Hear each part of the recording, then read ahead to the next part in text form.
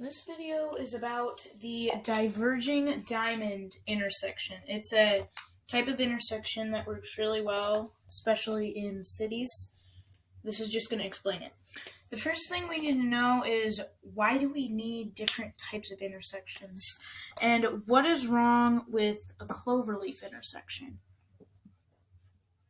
Well, this is about what a cloverleaf intersection looks like.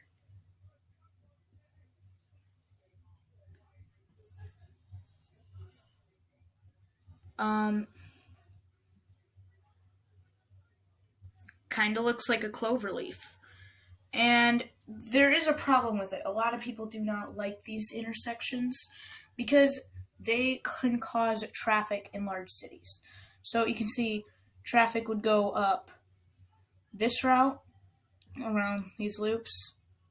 But the main issue is,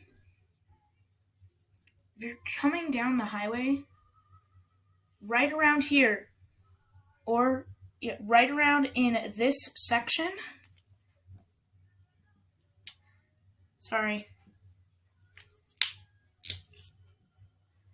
in this section, there can be cars merging in and trying to merge out at the same time, which can cause some traffic backups, which are usually, for most people, not fun to deal with. And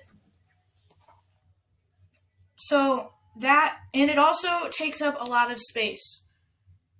These were built to minimize building of bridges back in the 20s, and land's more expensive now, so since this will be taking up more land, it's harder to do.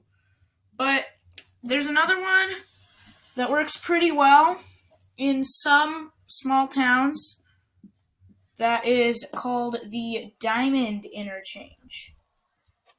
It's called that because it looks like a diamond. This is not a bad interchange. It has a stoplight at both intersections. The issue with this one is sometimes if you're trying to merge in and out of traffic onto an interstate, you don't want to be in a stoplight. And if it's a huge city with dense traffic, cars can back up all the way back. So that can work. That one probably works best in small towns. Another way that things can be done, well, I guess we could explain these in the next video I'm going to create. But a good solution to this is the Diverging Diamond. Now, at first, I was very confused. I'm going to draw each lane because I believe that is actually a very important part in understanding the model of and what the Diverging Diamond intersection looks like. So each line is a lane, and to clear things up, I will draw the other road in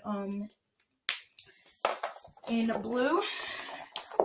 So this is just the highway, and this blue line here is supposed to represent an underpass. So there is a stoplight at the light blue marks, or the greenish marks. Those are where the stoplights are. So they pretty much direct traffic. So some of the traffic, so that you head onto the left side of the road, or if you are in one of the right countries that usually drive on the left side of the road, it redirects you to the right side of the road. So the thing that does is, the highway ramps, it doesn't clog up traffic because there's not an area where there's people trying to merge both in and out of traffic. So you can see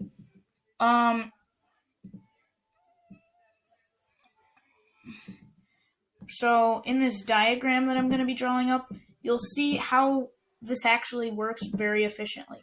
Now, I know it might look confusing at first. Why does it go on the left side of the road?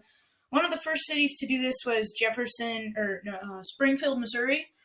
But the way this works is, traffic, if they're going this way,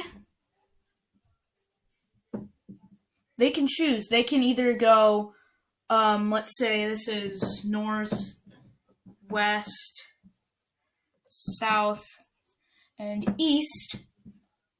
They can go west by just doing this, because even though they'll be on the left side of the road, you'll remember that it directs traffic to the left side of the road, so they're supposed to be there. Then they will hit this stoplight, turn out on the right side of the road, and then go where they want to go. It's pretty clear how this one works. You just turn right. And that works for every single direction. So the diverging diamond works very well.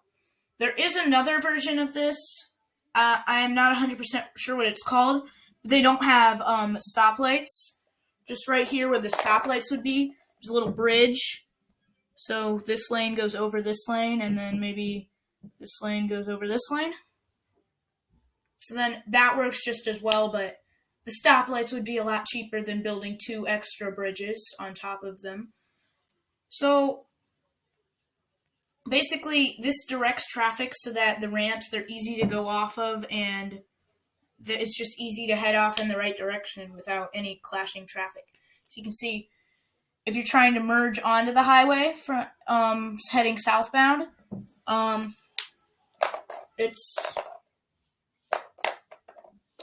it's really simple. You just gotta go like this.